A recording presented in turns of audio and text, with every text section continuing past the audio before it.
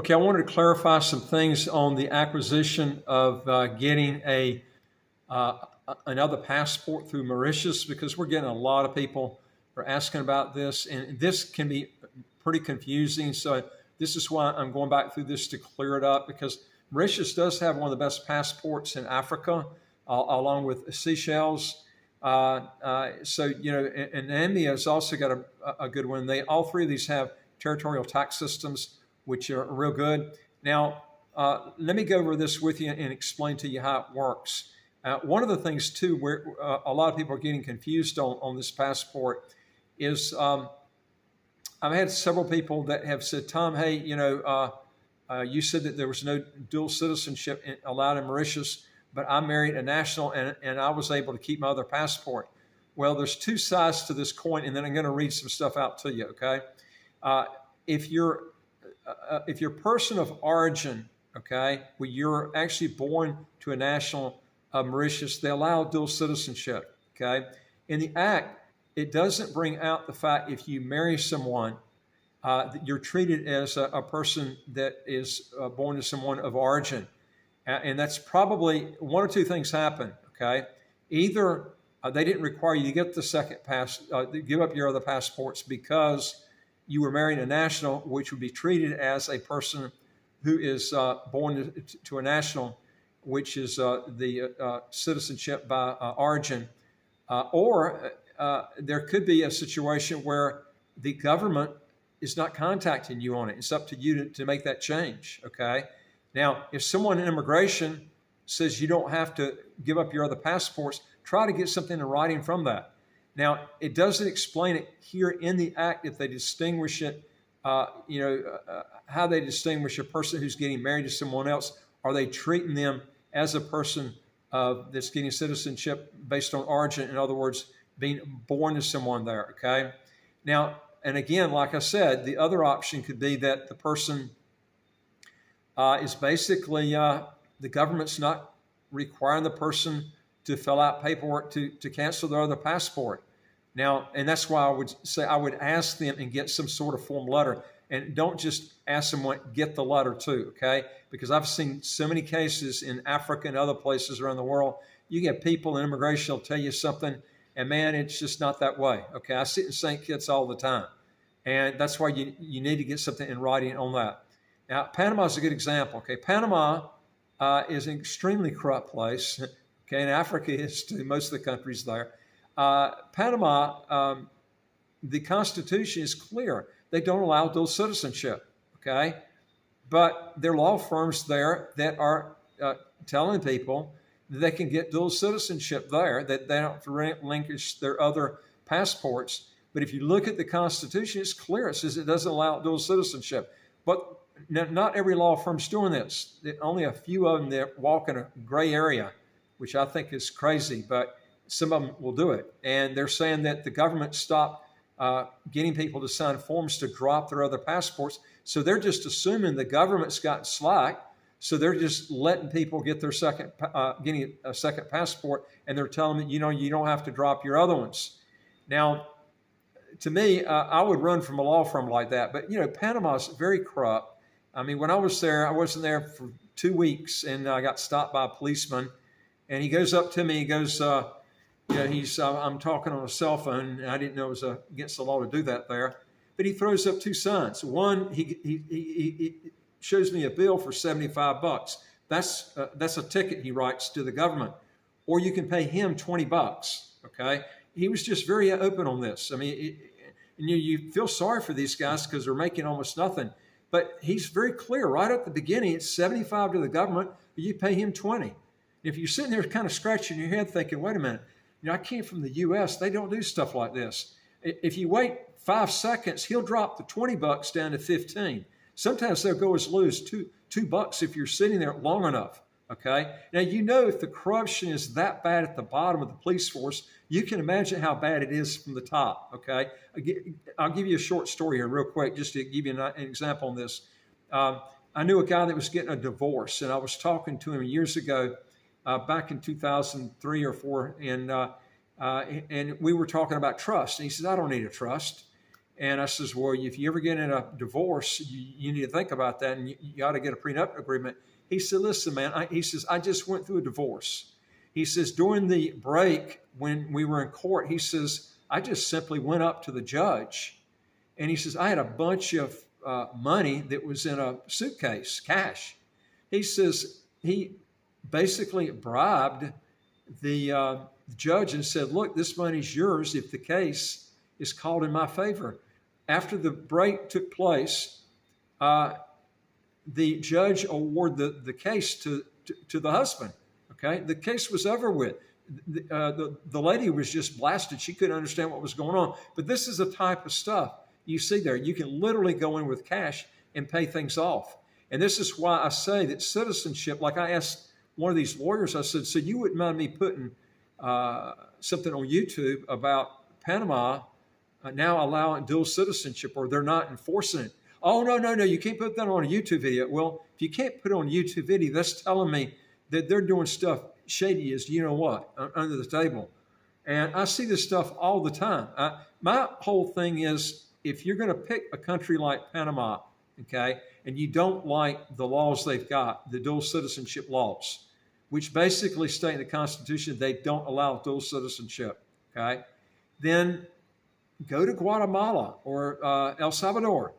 Both of those countries have territorial tax systems, and they allow dual citizenship. Why put yourself in a crack? I don't understand how some people enjoy doing that. But the same thing with Mauritius. And I'm trying to get back to this point to give you examples of what countries and how they work.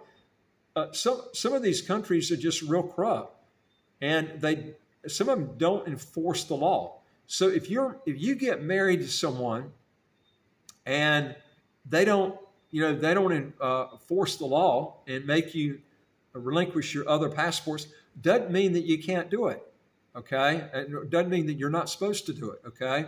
So my whole thing is, if an immigration person tells you that if you marry a national, okay, you don't have to relinquish your other passports, get a letter. It's just that simple, okay?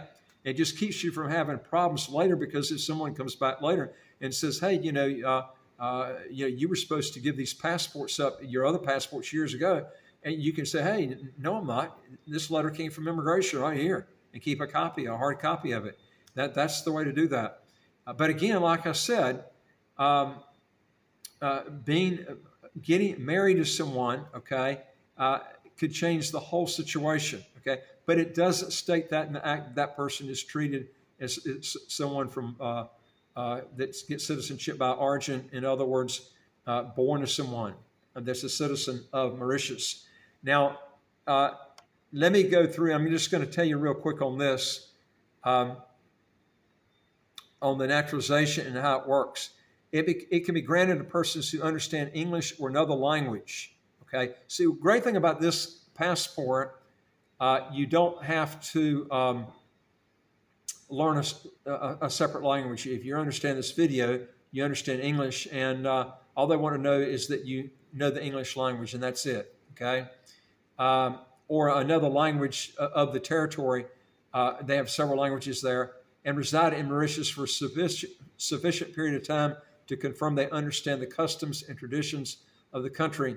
Now, general provisions are that applicants have good character and understanding of responsibilities of a citizen. Applicants must typically have resided in the country for 6 years. Besides foreigners meeting the criteria, other persons may also be included. And you can also get in quicker if you are married, a national, and also you can get in quicker. I'll give you examples here, like children legally adopted by a Mauritius parent at the time of completion of a legal adoption automatically acquire a Mauritian nationality, with a caveat that if the adoption is by two parents, the male parent must be Mauritian.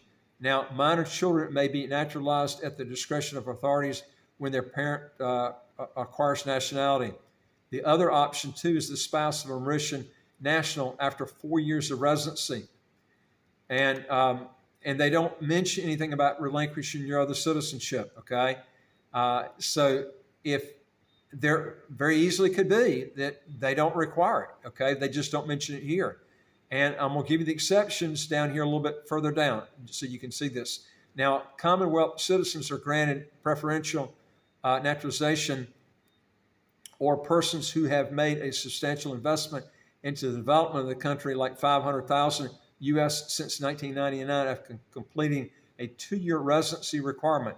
But I'm going to tell you something. I've talked to many lawyers in Mauritius. You're not going to get the passport after the 2-year period. I'm telling you, even if you invest the $500,000, they're not giving it out, okay? Now, how many years it's going to take? It's going to be years to do it. Just trust me, okay? I've talked to several lawyers there that do this, and they're telling people that you're not going to get it after that period. Now, you're going to have some law firms that will that basically are not going to be upfront with you, and they're hoping that you don't call them again. They've been paid, and basically you're going to get pissed off if you think you're going to get it in 2 years, because you're not going to get it in that time period. Now, Mauritian nationals can renounce their nationality pending approval by the state. This is dealing with loss of nationality. Now, Mauritians of origin may not be deprived of their nationality. Naturalized persons may be denaturalized in Mauritius for committing crimes against the state or state security, for ordinary crimes, for disloyal acts, or behaving as if one were a citizen of another country, such as voting in an election, for residing outside the country for an extended period of time without government authorization, or for fraud, misrepresentation, or concealment in a registration petition.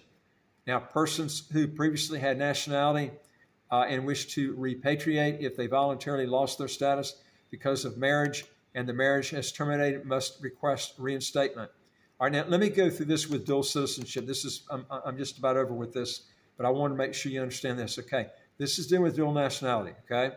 It's typically allowed in Mauritius for persons of origin since 1995, but is prohibited for naturalized persons. It's just as clear as can be. Now, if you're married, a national, a Mauritius national, okay, and they did not require you to get sign any documentation that you're going to relinquish your other passports, then they're treating you as if you were getting citizenship by origin. In other words, you were basically born in to a Mauritius family. Or they are just not enforcing the law, okay? And if they're not enforcing the law, like I said, if you got a question about that, again, like I told you before, get a letter from immigration, okay, stating that you do not have to get a second passport. You need that in case something comes up later.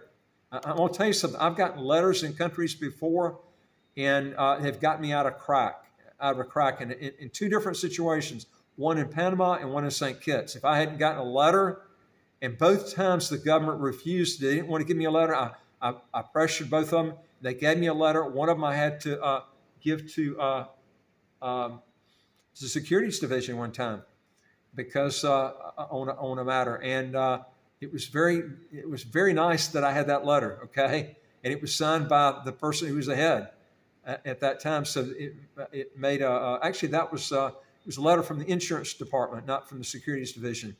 And so you really need stuff like this because it makes things a lot simpler. Keeps you from getting fined or something later, or if they're real strict on stuff, being thrown in jail. But I'll be honest with you, I don't know of any country that's ever fined or thrown somebody in jail because they got a second passport and they didn't relinquish their other ones and it broke the law. I'm not saying to do it, but I'm just telling you, I don't know of anybody. And I see that Chinese and Indians from India, they do this all the time. But anyway, if you want to know more on this, go to our website, www.citizenshipquickly.com, and just ask for some help. And I would like to hear from you. If you got a question or comment, put it below. And don't forget to hit the subscribe button on the right of your screen right here. You'll get new videos automatically as they come out. And I look forward to talking to you in the next video. Take care.